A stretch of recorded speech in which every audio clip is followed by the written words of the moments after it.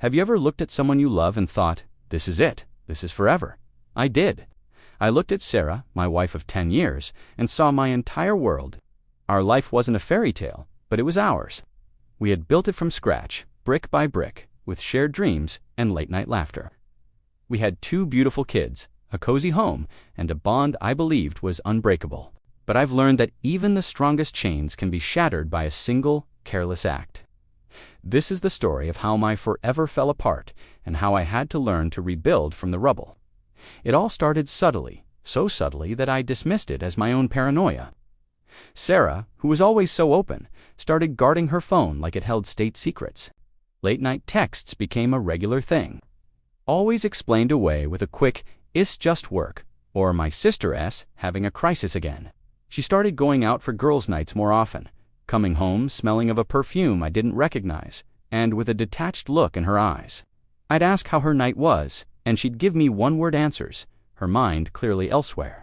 The warmth that used to radiate from her was replaced by a polite, distant chill.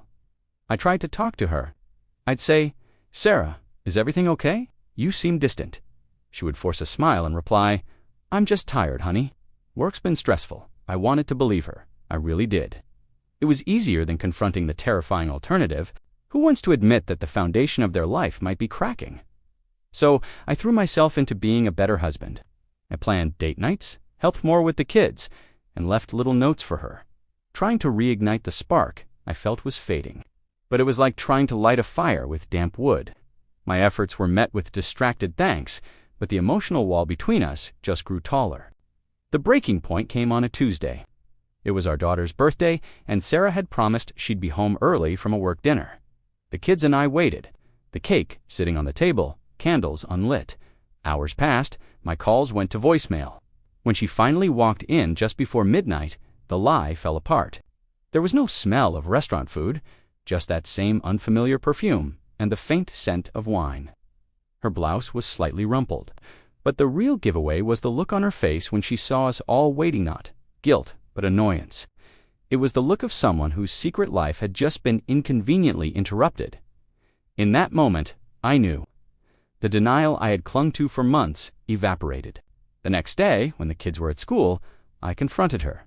I didn't yell. My voice was eerily calm as I asked, "Who is he, Sarah?"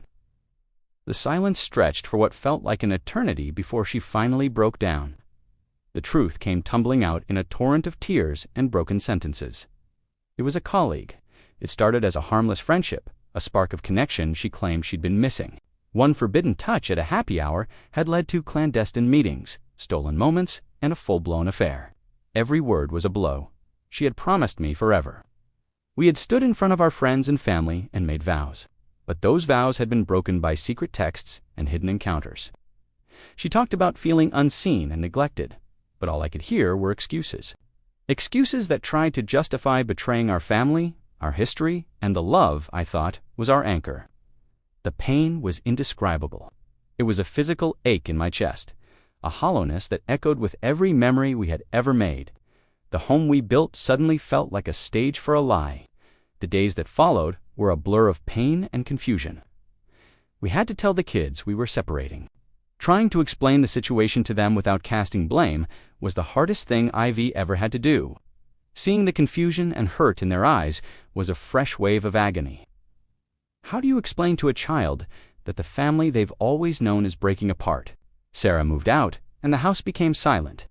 The silence was deafening, filled with the ghosts of laughter and conversations we would never have again. I was lost. Some days, anger was the only thing that got me out of bed. Other days, a profound sadness pinned me down. I felt like a failure, not just as a husband, but as a man. I replayed every argument, every moment of distraction, wondering what I could have done differently. Friends told me to move on, to hate her, but it wasn't that simple. You can't just turn off a decade of love, even when it's been tainted by betrayal. I realized I wasn't just grieving the end of my marriage, I was grieving the future I had lost. But slowly, very slowly, things started to change. I started focusing on my kids, on being the most stable and present father I could be. Their laughter became my lifeline. I started going to therapy, learning to process the anger and the grief without letting it consume me. It's important to remember that if you're going through something this difficult, seeking professional help is a sign of strength, not weakness. I started rediscovering myself outside of being Sarah's husband. I picked up old hobbies, reconnected with friends, and began to see a path forward, a life that was different, but still my own. I don't know what the future holds. The wound is still there, and some days it still aches, but it's no longer a gaping chasm. I've learned that forgiveness isn't about excusing what she did. It's about freeing myself from the bitterness that was poisoning me. It's about accepting that our story is over, and that it has time for me to start writing a new one. A story where I am the main character. It's a difficult journey, but for the first time in a long time, I feel a glimmer of hope. I am rebuilding, one brick at a time. Thank you for listening to my story. It wasn't easy to share, but I hope it can offer some perspective to anyone going through something similar. You are not alone. If you found this meaningful, please consider liking the video and subscribing to the channel. Your support means the world. Take care.